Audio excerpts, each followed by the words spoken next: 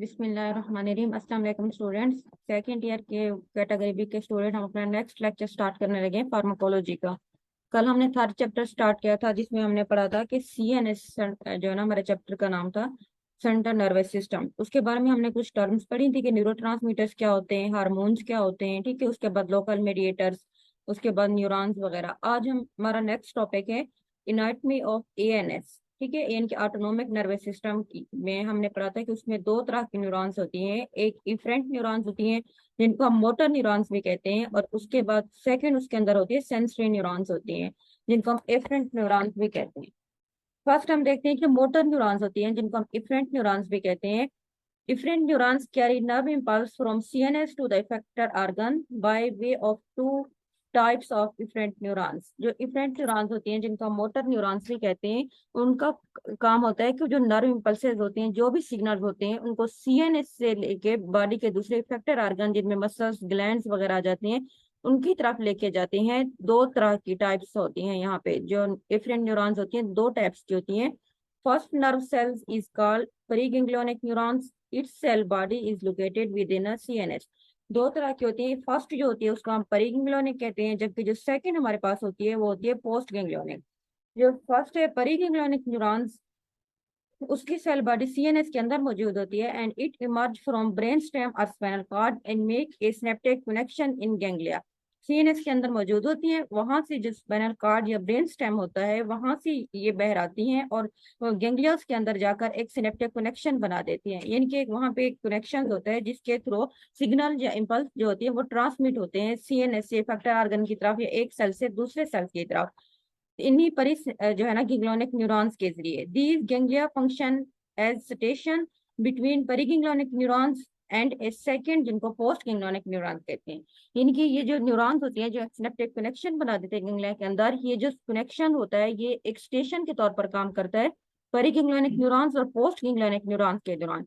दो तरह की न्यूरॉन्स होती है ना, एक पेरीगैंग्लियोनिक न्यूरॉन्स है, दूसरी होती है पोस्ट गैंग्लियोनिक न्यूरॉन्स। तो उन दोनों के दरमियान एक कनेक्शन होता है जिसको हम जो है ना सिनेप्टिक कनेक्शन कहते हैं, वो गैंग्लिया के अंदर होता है। वो एक स्टेशन के तौर पर काम करता है तमाम जो है ना गैंग्लियोनिक फंक्शन परफॉर्म करने के लिए पोस्ट गैंग्लियोनिक न्यूरॉन्स के दौरान और पेरीगैंग्लियोनिक न्यूरॉन्स के दरमियान। Cell body of second neuron is originate from ganglions and terminate on effector organs such as smooth muscles, cardiac muscles, and exocrine glands। जो हमारे पास सेकंड न्यूरॉन्स होती हैं जिनको हम पोस्ट गैंग्लियोनिक न्यूरॉन्स कहते हैं, उनकी सेल बॉडी जो होती है वो गैंग्लिया से ओरिजिनेट होती है, इनके गैंग्लिया से वो निकलते हैं और उनका जो एंड होता है वो टर्मिनेट होते हैं इफेक्टर ऑर्गन के ऊपर, जिनमें हमारे स्मूथ मसल्स आ जाते हैं, कार्डियक मसल्स या एक्सोक्राइन ग्लैंड्स वगैरह। उसके बाद है इफरेंट न्यूरॉन्स, जिनके जो इफरेंट जो हमारे से होती हैं न्यूरॉन्स जिनको हम मोटर न्यूरॉन्स भी कहते हैं, जो के इम्पल्स को ट्रांसमिट करती है CNS से इफेक्टर ऑर्गन की तरफ, वो दो तरह की होती है।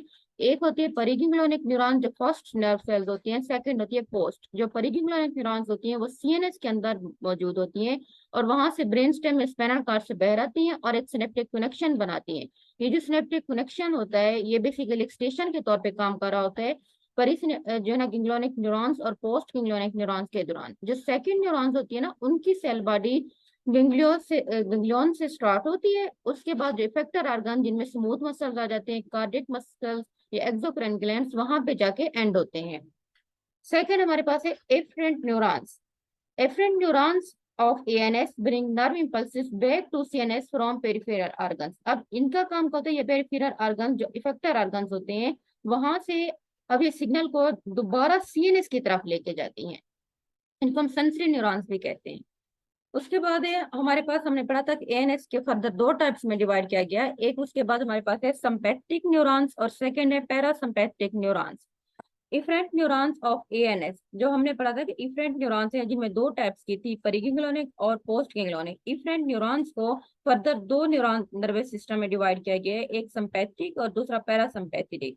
और इसमें एक थर्ड भी होता है जिसको हम एंटेरिक जो है ना NS कहते हैं, nervous system. Anatomically, they originate in CNS and emerge from two different spinal cord regions। ठीक है, अगर हम एनाटॉमी की बात करते हैं, जो सिंपैथेटिक नर्वस सिस्टम होता है वो CNS के अंदर मौजूद होते हैं और स्पाइनल कॉर्ड के दो मुख्तलिफ रीजन से बहर आते हैं। पेरीगैंग्लियोनिक जो न्यूरॉन्स होती हैं सिंपैथेटिक सिस्टम की come from thoracic and lumbar region of spinal cord. ठीक है, अब जो परिगैंग्लियोनिक न्यूरॉन्स हमारे पास हैं और पोस्ट गैंग्लियोनिक न्यूरॉन्स हैं। हम सिंपैथेटिक नर्वस सिस्टम की बात करें, जो सिंपैथेटिक सिस्टम है उसकी जो परिगैंग्लियोनिक न्यूरॉन्स होती हैं वो थोरिक और लंबर रीजन स्पाइनल कार्ड से बह आती हैं। परिगैंग्लियोनिक जो न्यूरॉन्स होती हैं, अगर हम उनकी एनाटॉमी की बात करते हैं तो वो शॉर्ट होती हैं in size as compare to post ganglionic neurons. Axons of postganglionic neurons extend from ganglia to tissue that innervate and regulate. अब जो पोस्ट गैंग्लियोनिक न्यूरॉन्स होती हैं उनके एक्सॉन्स गैंग्लिया से बाहर आते हैं और मुख्तलिफ टिश्यू के अंदर जाके वहां पे वो रहते हैं और वहां पे तमाम फंक्शन जो है ना वो उसको रेगुलेट करते हैं। पैरासिम्पैथेटिक जो न्यूरॉन्स होती हैं उनमें जो परिगैंग्लियोनिक फाइबर्स होते हैं वो क्रेनियम रीजन और sacral region of spinal cords, ठीक है। जो preganglionic neurons sympathetic nervous system की हैं वो थोरिक और lumbar region of spinal cord से बाहर आती है। एमसीक्यूज भी आपके बन सकते हैं।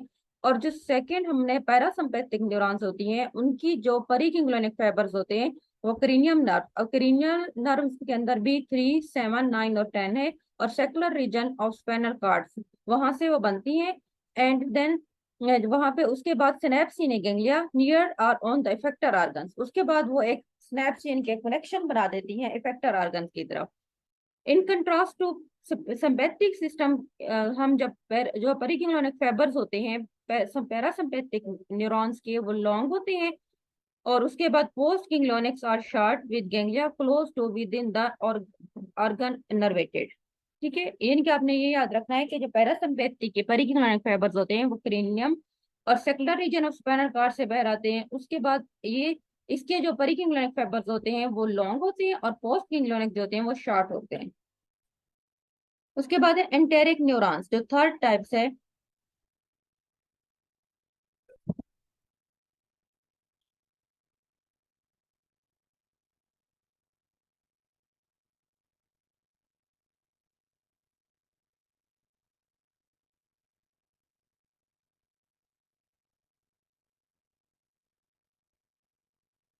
थर्ड टाइप हमारे पास है इंटेरिक न्यूरॉन्स जिनको हम ईएनएस भी कहते हैं। Enteric nervous system is the third division of autonomic nervous system. It is the collection of nerve fibers that innervate the gastrointestinal tract, pancreas and gallbladder. अब ये कहाँ पे मौजूद होते हैं? ये जीआईटी में होते हैं, पेंक्रियाज के अंदर और गॉल ब्लैडर्स में होते हैं।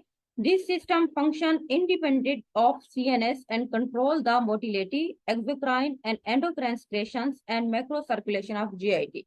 अब जो इंटेरिक नर्वस सिस्टम होता है ये अपना अलहदा से काम करता है, यानी कि सीएनएस के ऊपर डिपेंडेंट नहीं होता, बल्कि ये जहाँ पे मौजूद होता है ना वो ही फंक्शन परफॉर्म करता है। मसलन हमने कहा कि ये जीआईटी में होता है तो ये जीआईटी की मोटिलिटी को कंट्रोल करता है। उसके बाद ये पेंक्रियाज ग्लैंड्स में होता है तो वहां पे जो एक्सोक्राइन सिक्रेशन होती है और एंडोक्राइन सिक्रेशन होती है पेंक्रियाज ग्लैंड्स की, तो ये उनको कंट्रोल करता है। उसके बाद जीआईटी की जो मैक्रो सर्कुलेशन होती है गाल ब्लेडर्स की, ठीक है, वहां पे जो सारे मैक्रोब्स वगैरह होते हैं जो उनकी सर्कुलेशन होती है उनकी मूवमेंट्स वगैरह उन तमाम को कंट्रोल कर रहा होता है। सीएनएस के ये फंक्शन परफॉर्म नहीं करता।